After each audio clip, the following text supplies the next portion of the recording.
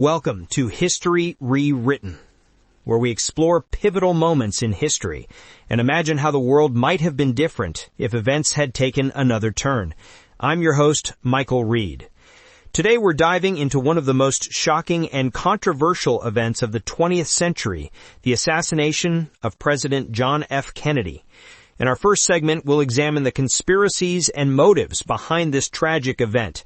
Then we'll journey into an alternate timeline where JFK survived that fateful day in Dallas. What would have happened to America and the world? Stay with me as we unravel this historical mystery. November 22, 1963, Dallas, Texas. A date and place forever seared into America's collective memory. The presidential motorcade moves through Dealey Plaza. The crowds cheer. Then, shots ring out. Within hours, the 35th President of the United States is pronounced dead, and a nation is plunged into mourning. But almost immediately, questions began to surface. Who really killed JFK? Was Lee Harvey Oswald truly a lone gunman, or was he, as he claimed, just a patsy in a much larger conspiracy? The Warren Commission, established by President Johnson just days after the assassination, concluded that Oswald acted alone. Yet, over 6 decades later, doubt still lingers. Polls consistently show that a majority of Americans believe Kennedy's death was the result of a conspiracy. But why? What forces could have wanted the charismatic young president eliminated? Let's examine the most compelling theories. First, there's Cuba. Kennedy had a complicated relationship with the island nation just 90 miles from Florida. After the failed Bay of Pigs invasion in 1961, a CIA-backed attempt to overthrow Fidel Castro, tensions were high. Some theorists believe pro-Castro elements, fearing further American aggression, may have orchestrated Kennedy's assassination. Yet the inverse theory also exists. Anti-Castro Cuban exiles, feeling betrayed by Kennedy's decision to withhold full military support during the Bay of Pigs fiasco, might have sought revenge. These Cuban exiles had connections to both the CIA and organized crime syndicates who had lost lucrative gambling operations when Castro took power. Speaking of the CIA, perhaps no organization features more prominently in JFK conspiracy theories than America's own intelligence agency. The reasoning? Kennedy had threatened to splinter the CIA into 1,000 pieces and scatter it to the winds after the Bay of Pigs disaster. He fired CIA Director Allen Dulles and was increasingly skeptical of the agency's unchecked power. Some believe elements within the CIA, viewing Kennedy as a threat to their autonomy and possibly soft on communism, took matters into their own hands. Then there's organized crime. Robert Kennedy, the president's brother and attorney general, had declared war on the mafia. The intensity of this campaign was unprecedented, and mob bosses like Sam Giancana, Carlos Marcello, and Santos Traficante had both motive and means to eliminate the Kennedy threat. Interestingly, Jack Ruby, the nightclub owner who killed Oswald while he was in police custody, had known connections to organized crime figures. We can't forget the Soviet connection. Oswald had defected to the Soviet Union in 1959, lived there until 1962, and married a Russian woman. Just weeks before the assassination, he visited the Soviet embassy in Mexico City. Was he taking orders from Moscow? Most historians doubt this theory, as the Soviets had little to gain and much to lose from Kennedy's death, especially after the two countries had navigated the dangerous waters of the Cuban Missile Crisis just a year earlier.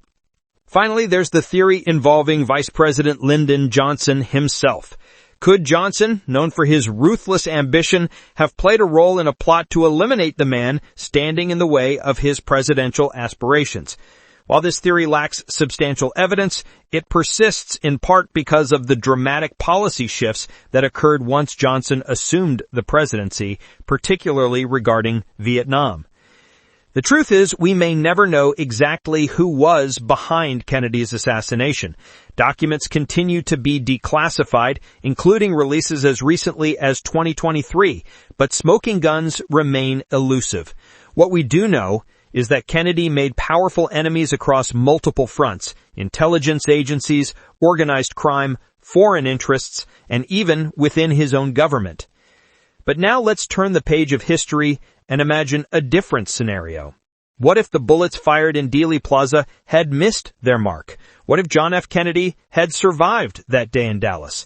Let's step into this alternate timeline and explore how American and world history might have unfolded.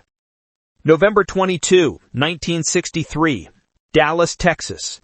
The presidential motorcade turns onto Elm Street in Dealey Plaza. Shots ring out.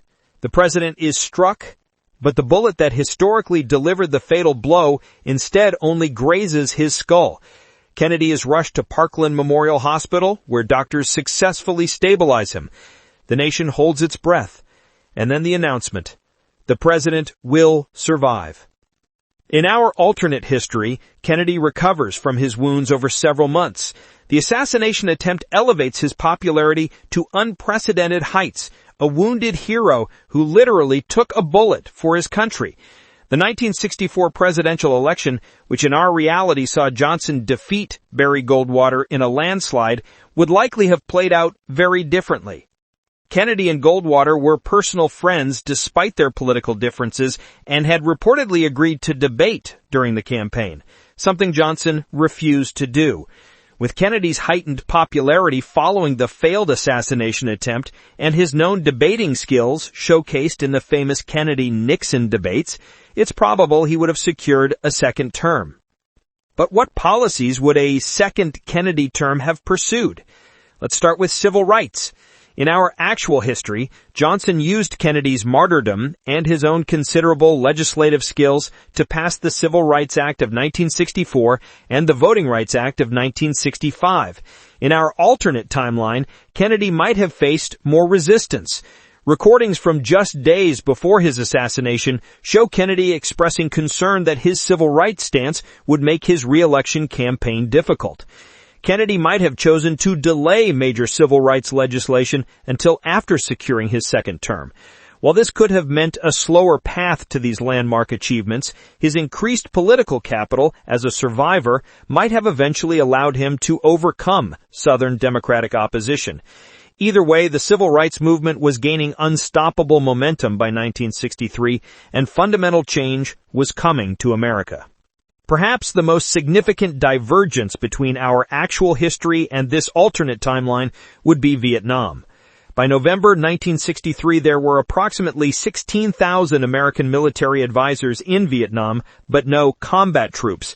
Documents from November 20th, 1963, just 2 days before the assassination, reveal plans to withdraw American personnel from Vietnam by the end of 1965. Kennedy had shown a pattern throughout his presidency of rejecting military pressure for direct intervention. During the Bay of Pigs crisis, he refused to provide air support that might have changed the outcome. During the Cuban Missile Crisis, he resisted calls for airstrikes or invasion, instead finding a diplomatic solution.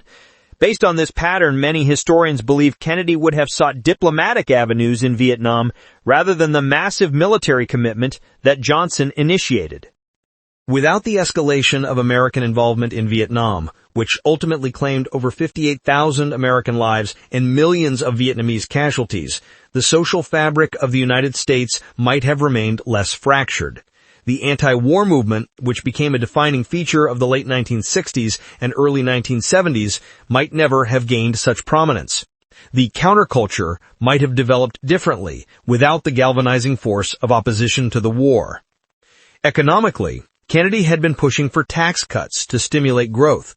His economic advisors, including the famous whiz kids, believed in what would later be called Keynesian economics, the idea that government spending could stimulate economic growth.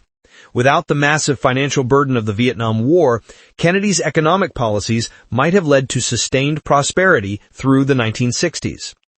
In terms of space exploration, Kennedy had committed America to reaching the moon by the end of the decade, a goal achieved in 1969. In our alternate timeline, this triumph would have been his, not Johnson's or Nixon's. Given Kennedy's vision for space exploration, it's possible that a second term might have seen even more ambitious goals set for NASA after the successful moon landing. And what of the Cold War? Kennedy had navigated the dangerous waters of the Cuban Missile Crisis and subsequently signed the Partial Nuclear Test Ban Treaty with the Soviet Union. These experiences had made him more cautious about confrontation with communist powers. A continued Kennedy presidency might have seen earlier attempts at détente with both the Soviet Union and China than what actually occurred under Nixon in the early 1970s.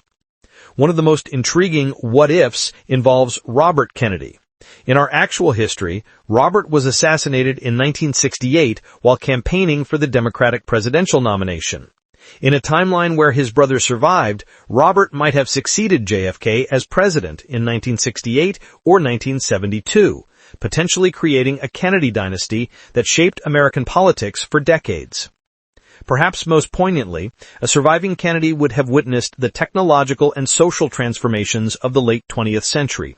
The man who challenged America to go to the moon might have lived to see the Internet revolution, the fall of the Berlin Wall, and the end of the Cold War he helped navigate.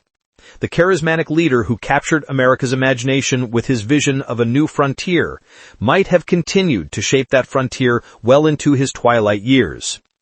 As we close this episode of History Rewritten, we're left with tantalizing questions about paths not taken and futures never realized.